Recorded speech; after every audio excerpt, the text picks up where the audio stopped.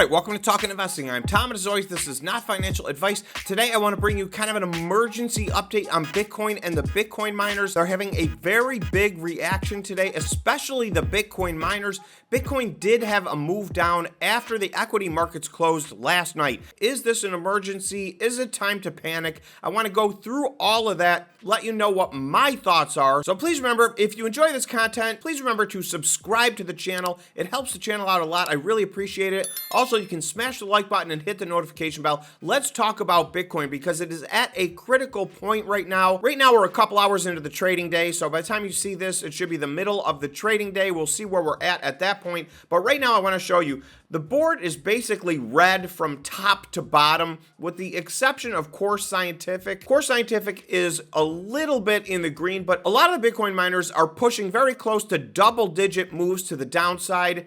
A couple of the big ones, Riot and Marathon, which are the two biggest by market cap, are down 6.8% and 7.7%. I want to talk about Wolf. Wolf was down almost 15% yesterday. That seemed like a one-off. Yesterday was a very green day. The downward momentum continues in Wolf. It is down another 8%. So depending on your level of conviction, if this is a stock that you like, this may be a very big buying opportunity for something like Wolf. This is not financial advice. I'm not telling you to buy any of these stocks or sell any of these stocks. You guys need to make your own decisions, do your own due diligence, but I want to get you up to speed on what's going on. And I'm also going to look at some of the technicals on this. I don't like to get too deep into the technicals, but we really are at a crucial point. And I want to show you a longer term trend that I think is still playing out. So I'll let you look at the big board for just another minute. You'll see, with one exception, we're very red here so far today. So we don't know where the day is going to end up. That's the thing about these volatile stocks.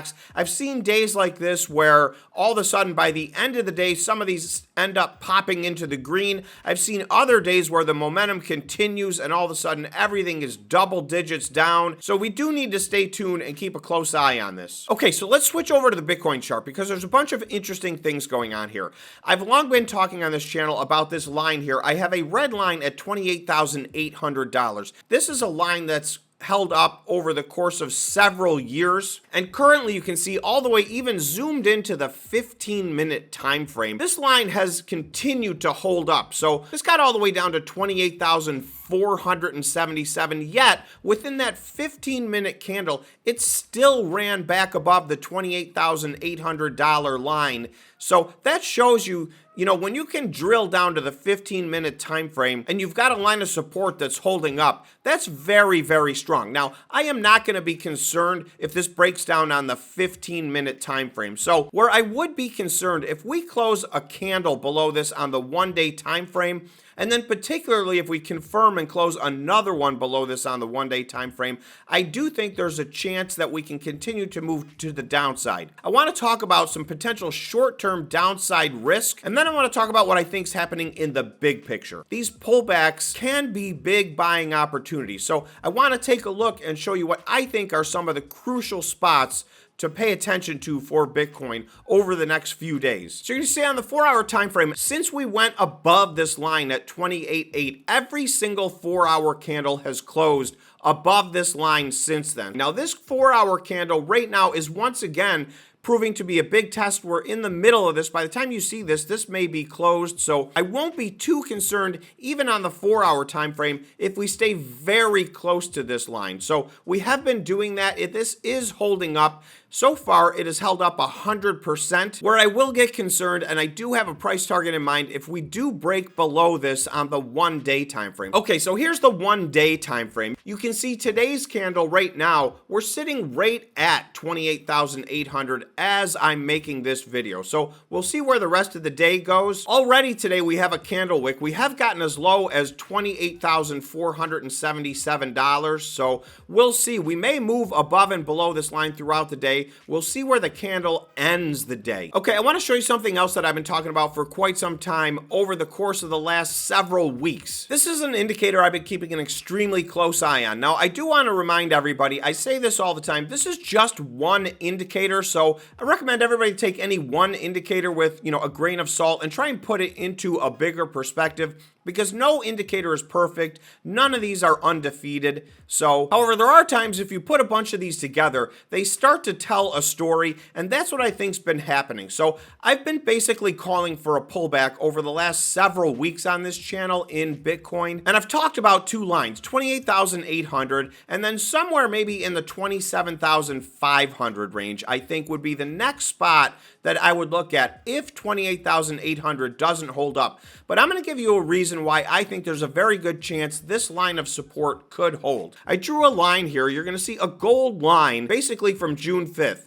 The RSI on the daily time frame got down to about 36. We got into overbought territory. So essentially that means there's the potential for some downward price pressure. On June 23rd, we got up to 72, almost 73. So that seemed to be the peak. And the RSI has been resetting itself ever since. So there's a couple of points. Typically, you look for a full reset. A full reset would be down to 30 or under 30. That's considered oversold.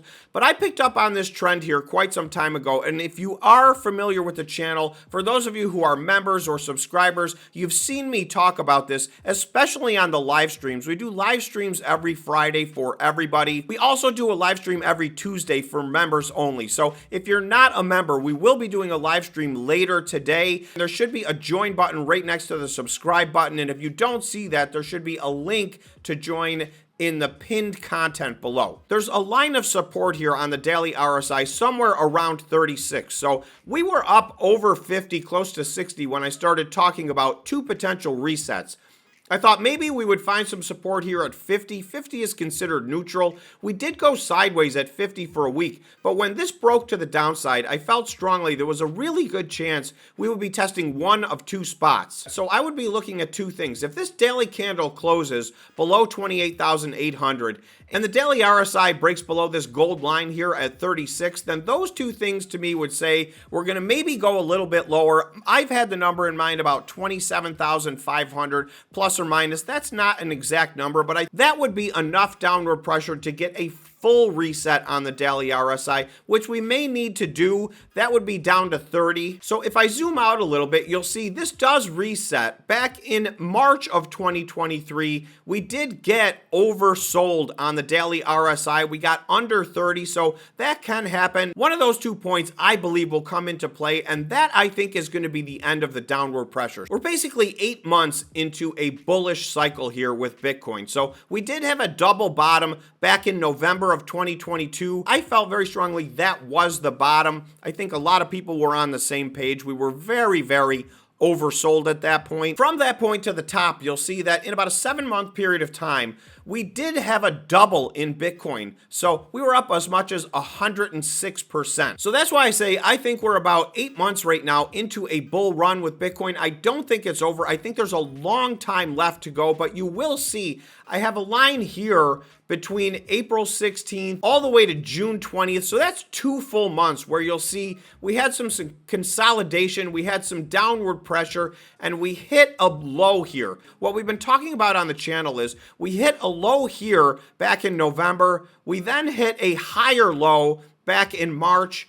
We then hit a higher low again back in June. So what I've been basically calling for is if this line does not hold up, there's 2 spots that I would look at. Somewhere in the middle here, somewhere above this 25,200. So I've been calling it around 27,000 or 27,500. That to me would be another higher low, and that would continue this bullish cycle here for Bitcoin. So if 28.8 doesn't hold up, then I would expect maybe to see some spot right here. So one of those 2 things is what I would be expecting. As a last resort, I would say we have a line here at 25,200. That was our previous higher low. So we hit that back in June. If for some reason over the next several weeks we were to take that line out and get below that line, then that to me actually would be concerning. That would be what it would take for me to see a reversal in the trend here and potentially say we've switched from this 8-month bull cycle. This would be a lower low, which would potentially indicate that we've got more downside to come. So I'm not expecting that. I think we're only just beginning here, but those are the numbers that I would be looking at. So to sum up, there's 3 important numbers that I think represent support. They are 28,800, which we are testing right now as we speak,